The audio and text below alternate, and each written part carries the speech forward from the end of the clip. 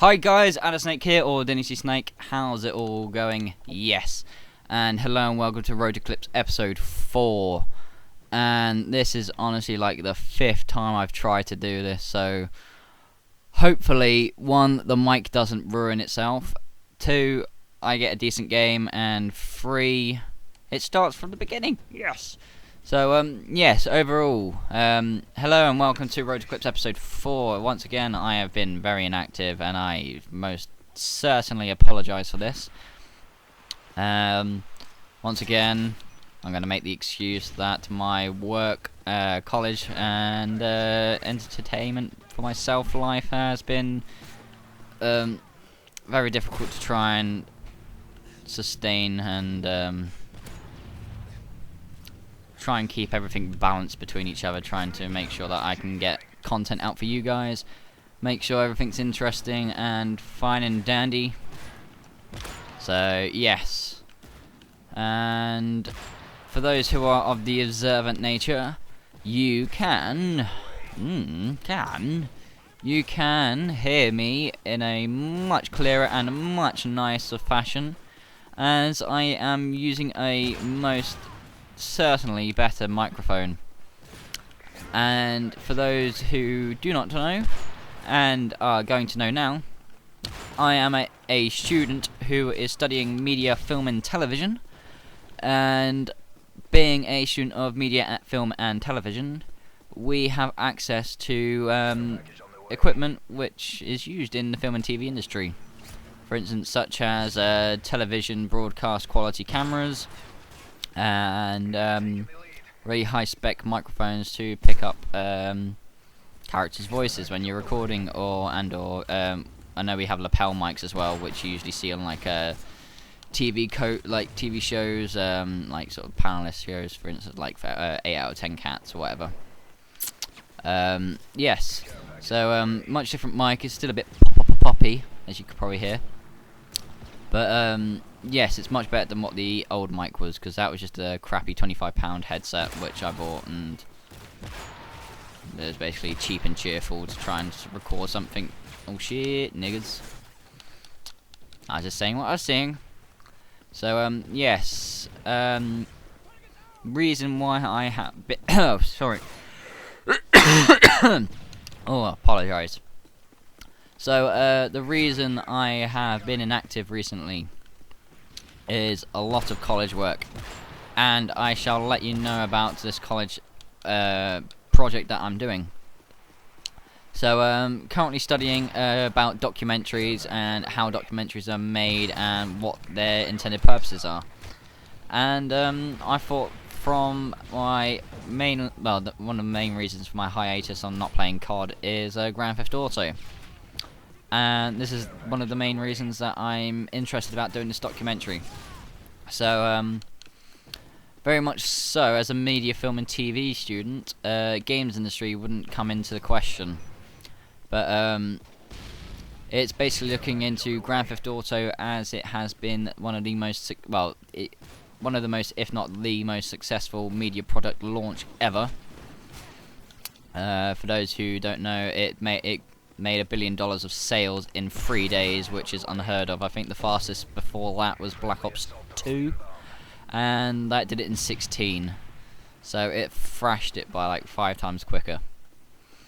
But looking at that, films haven't been as successful, well, nowhere near as successful as what the games industry has. So it's basically sort of posing the question, is the game industry slowly taking over the film industry? To get my facts right, the film industry, the most recent film to gross $1 billion has been Iron Man 3, which was released this year. And yes, to my knowledge, there is no other film this year which has done that well. It's most likely Call of Duty again this year is going to gross $1 billion because it's such a well-known franchise, but it's very much looking into how skills have been transferred within like the film and TV industry.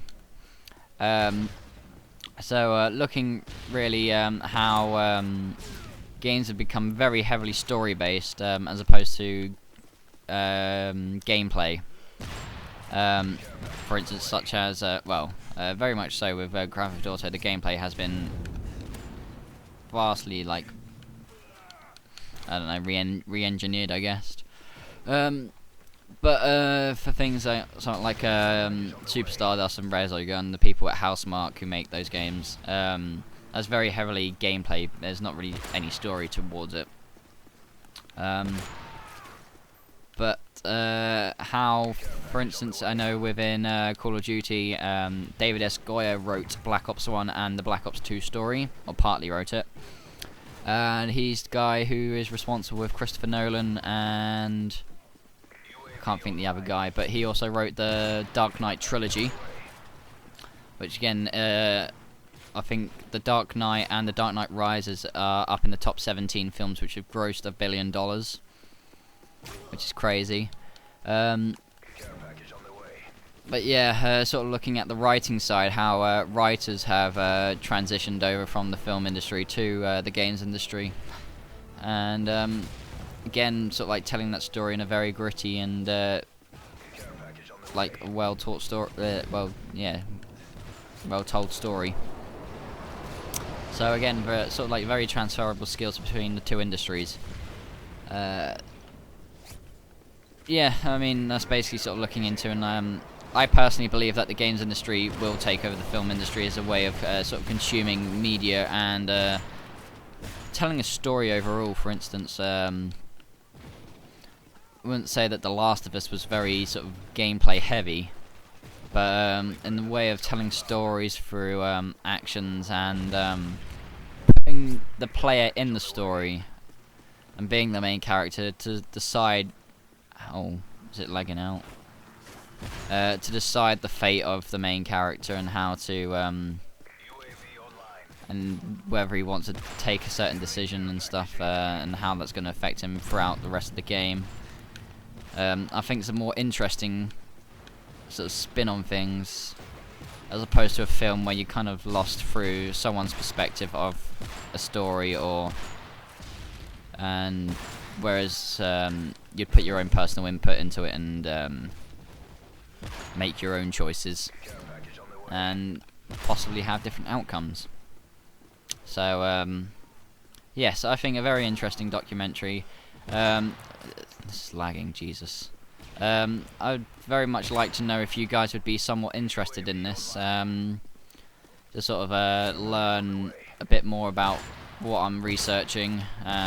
Jesus Christ, what is happening?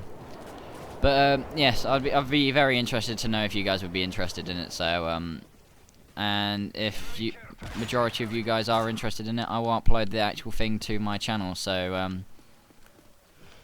yes, I'm very excited to make this. This is basically my main project for what I'm doing at college now. Apart from a short film, but I haven't got nowhere near to sort of doing all my paperwork and getting that sorted to record. So yes, overall that has been what has kept me busy, is a lot of paperwork. But yes, as the time of recording this, it's very close to the release of Call of Duty Ghosts. I'm uploading this on Friday the 25th, which gives us 11 days till the release of Call of Duty Ghosts. So oh, flip.